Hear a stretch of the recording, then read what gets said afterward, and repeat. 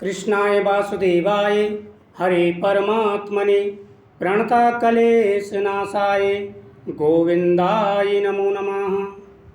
सोमवती अमावस्या की कथा। स्वागत है आप सभी का मेरे YouTube चैनल पर। आज मैं आपको सोमवती अमावस्या के बारे में जानकारी दूंगा।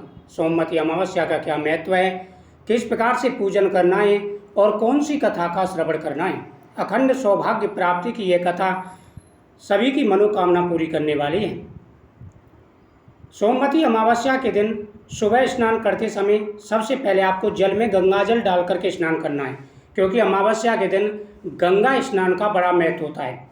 जाने अनजाने में किए गए पापों का नाश हो जाता है, हर मनोकामना पूरी होती है। तो सबसे पहले आपको गंगा स्नान करना है।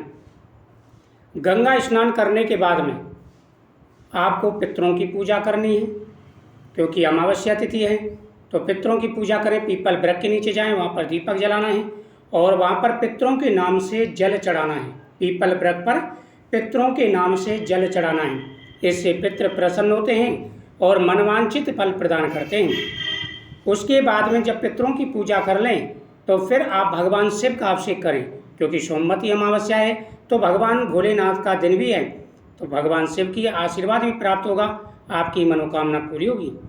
जब आप ये सारी पूजा कर लें, भगवान शिव के सामने दीपक जलाएं, पितरों के सामने दीपक जलाएं और इस कथा का श्रवण करें। इससे पितृदोष दूर होता है, घर में सुख और समृद्धि आती है, हर मनोकामना पूरी हो जाती है। प्राचीन समय की बात है, एक नगर था जिसमें गरीब बुढ़िया रहा करती थी। आज मैं आपको दो कथाएं सुनाने वाला हूँ, ध्यान से आपको सुननी है कि सोमवती अमावस्या का कितना महत्व है। गरीब बुढ़िया थी, नियमित रूप से भगवान शिव की आराधना किया करती थी।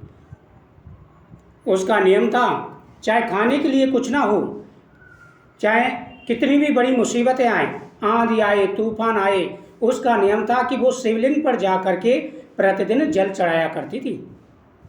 यह उसका जो नियम था काफ़ी समय से चला आ रहा था। बुढ़िया कितनी भी मुसीबत आ जाए, कितनी भी परेशानी आ जाए, लेकिन जब तक वह भगवान शिव की पूजा ना कर ले कुछ भी नहीं खाती थी। एक बार सोमवती अमावस्या का दिन आया, सभी महिलाएं मंदिर जाकर के पूजा कर रही थी और साथ ही वट वृक्ष और पीपल वृक्ष की पूजा भी कर रही थी। बुढ़िया माई ने सोचा, आज तो मेरे भोलेनाथ का बड़ा दिन है, आज तो मुझे अवश्य पूजा करने जाना चाहिए। लेकिन बुढ़िया का स्वास्थ्य ठीक नहीं था। बुढ़िया काफ़ी दुखी रहने लगी, परेशान हो गई।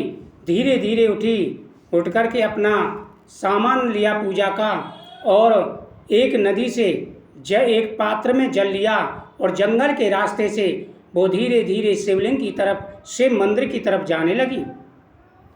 भगवान शिव ने सोचा, आज बुढ़िया माई की परीक्षा ली जाए।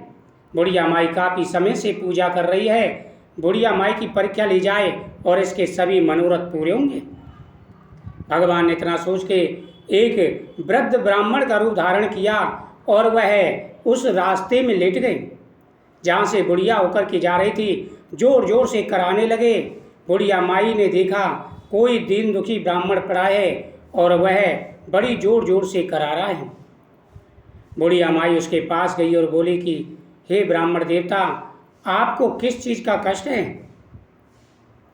ब्राह्मण देवता ने कहा, मुझे बड़ी जोर से प्यास लगी है, गला सूखा जा रहा है, इतनी गर्मी है, लेकिन कोई भी पानी देने के लिए नहीं आता।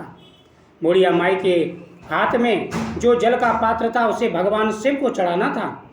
काफ़ी दूर से बुढ़िया माई लाई थी, वैसे भी परेशान थी। बुढ़िया माई ने सोचा, आज तो मेरे भोलेनाथ की यही इच्छा है, मैं दोबारा जल ला करके दोबारा भोलेनाथ को चढ़ा दूंगी, लेकिन इसके प्राण नहीं जाने दूंगी। बुढ़िया माई ने वह जल उसे पीने के लिए दे दिया। जैसे भोलेनाथ ने जल पिया, कहा कि बुढ़िया माई, आपका तो भगवान शिव को जल चढ़ाने का नियम था। बुढ़िया माई बोली कि ब्राह्मण देवता, सबसे बड़ी जो सेवा होती है वो जीव परोपकार की होती है। सभी की सहायता करने सभी का कर्तव्य होता है। अगर कोई विपत्ति में फंसा हो, आपके सामने अगर वह नज़र आए तो आपको सहायता करनी चाहिए, इससे भगवान प्रसन्न होते हैं। उसी समय भगवान साक्षात शिव अपने स्वरूप में आ गए और कहा कि बुढ़िया माई, मैं तेरी भक्ति से प्रसन्न हुआ, मांग क्या मांगती है। बुढ़िया माई ने कहा, प्रभु आप अपनी भक्ति का वरदान दीजिए और अंत समय में अपनी शरण में मुझे जगह दीजिए। भगवान शिव ने तथास्तु कहा। तो इस प्रकार से जो भी भगवान शिव की आराधना करते हैं उनकी हर मनोकामना पूरी होती है। प्राचीन समय की बात है, एक साहूकार था। साहूकार की एक कन्या थी और एक गांव में वह रहते थे। साहूकार का जो नियम था कि वह भगवान की पूजा पाठ किया करता था, वह नियम से भगवान की पूजा पाठ करता और दान पुण्य किया करता था। एक बार उस नगर में एक साधु आए। साधु का नियम था कि वह 5 घरों से भिक्षा लेता था। साधु 5 घरों से भिक्षा लेता था। 4 घरों से वो भिक्षा ले लिया। जैसी साहूकार के घर आया, उसकी कन्या भिक्षा देने के लिए आई। साधु ने भिक्षा लेने से मना कर दिया, कहा कि बेटी मैं तुम्हारे हाथ से भिक्षा नहीं ले सकता। 1-2 दिन उसने देखा, फिर अपनी माँ से कहा कि माँ ये साधु सबके घर से भिक्षा लेते हैं, लेकिन जैसे ही मैं भिक्षा देने के लिए जाती हूँ मेरे हाथ से ये भिक्षा नहीं लेती। उसने कहा आज भिक्षा देना, मैं छुप कर के देखूंगी ये क्या कहता है। साधु ने उसी प्रकार उच्चारण किया, बेटी मैं तुम्हारे हाथ से भिक्षा नहीं ले सकता।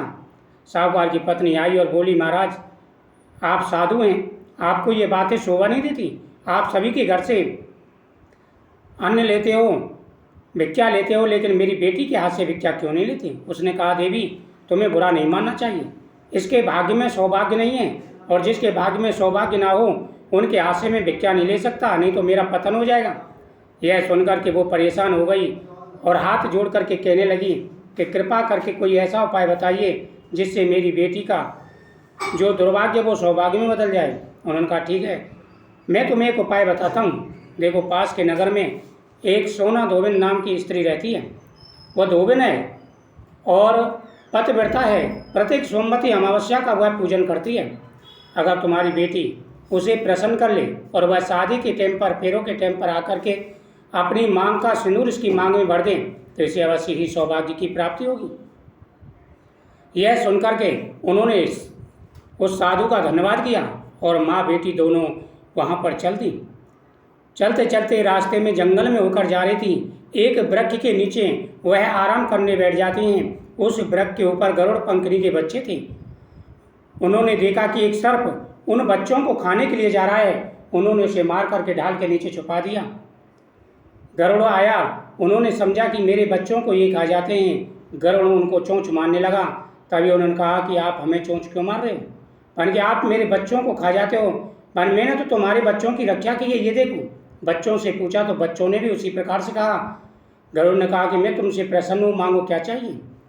उन्होंने कहा कि हमें सोना धोबिन के गांव में पहुंचना है। गरुड़ ने अपनी पीठ पर उनको बैठा करके वहां पर पहुंचा दिया। अब सुबह जल्दी साहूकार की जो बेटी थी वह खड़ी हुई और जा कर के सोना धोबिन के घर का सारा काम कर दिया। सोना धोबिन सुबह उठी, अपने घर का सारा काम देख करके बहू से बोली, बहू क्या तुमने काम कर दिया इतनी जल्दी, क्योंकि वो तो आलसी थी। उन्होंने कहा माता जी हम काम नहीं करेंगे तो कौन करेगा। लेकिन सोना धोबिन को विश्वास नहीं हुआ। वह सुबह छुप करके बैठ गई और देखती है कि साहूकार की बेटी आई।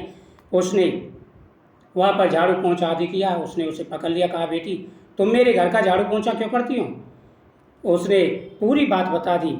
उन्होंने कहा तुम्हें किसी प्रकार की टेंशन करने की आवश्यकता नहीं है, तुम किसी प्रकार की चिंता मत करो। सभी मनुष्यों का काम होता है दूसरों की सहायता करना, और मेरा तो यह कर्तव्य है जब तुम्हारी शादी हो मुझे खबर भिजवा देना। साहूकार की बेटी और पत्नी घर वापस गई। शादी का समय आया, सोना धोबिन को खबर दी गई। सोना धोबिन वहाँ पर गई। जैसे ही 7वां फेरा हो रहा था, सर्प आया। सर्प ने साहूकार की बेटी के जो पति था उसको डस लिया। उसी समय सोना धोबिन ने अपनी मांग का सिंदूर उसकी मांग में भर दिया। उसका पति जीवित हो गया और सोना धोबिन का पति मर गया। सोना धोबिन को ये पता चल गया था। तब वह वहाँ से चली विदा लेकर के। उन्होंने कुछ मीठा उनको देना चाहा लेकिन उसने नहीं लिया। वह वहाँ से चली। रास्ते में पीपल का वृक्ष आया। 108 पत्थर के कंकड़ लिए, छोटे छोटे टुकड़े लिए और उसने 108 परिक्रमा दी और कहा कि अगर मैंने सच्चे मन से प्रत्येक अमावस्या और सोमवती अमावस्या का पूजन किया है, मैं पतिव्रता हूँ, तो मेरे घर पहुँचने से पहले मेरा पति जीवित हो जाए। और ठीक ऐसे ही हुआ।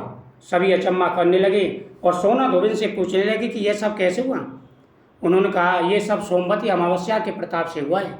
जो भी सच्चे मन से सोमवती अमावस्या की पूजा करते हैं उन्हें हर प्रकार का सुख और वैभव प्राप्त होता है। तो इस कथा का श्रवण करने के बाद में पितरों के सामने आप नैवेद्य समर्पित करें और सभी के लिए प्रसाद बांटें। इस कथा का 1 बार, 2 बार, 4 बार, जितनी चाहे उतनी बार आप श्रवण करें, आपकी प्रत्येक मनोकामना पूरी होगी। तो अमावस्या का बड़ा महत्व होता है, पितृदोष दूर होता है, सारे दोष दूर हो जाते हैं, हर प्रकार के मनोरथ पूरे हो जाते हैं। ओम पितृ